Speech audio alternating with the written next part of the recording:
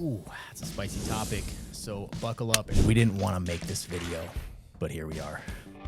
I've had multiple people call me and ask me what the hell is going on in Boise because they're thinking about moving here and they're coming from a state that has gone completely off the rails and they don't want Idaho to go off the rails. And I started digging into some stats. I started to become genuinely concerned. And we're gonna break that down in this video. It's gonna get spicy. People coming from California, Oregon, and Washington, they have seen the slide. I saw it. Don't go that road.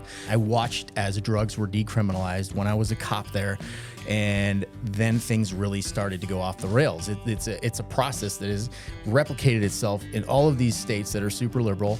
And we are afraid that it's going to happen here. People get a lot of heck for moving here from other states, but they weathered and endured living in states that don't allow freedom and force them to wear masks and cram ideologies down their kids, into their kids' heads. And then they earned enough in a place that sucks and rewarded themselves by moving here. Don't come out of this video thinking there's no hope. There's hope. These numbers are going to disturb you. So sorry, but it's the truth. And we are committed to always bringing the truth regardless of all else.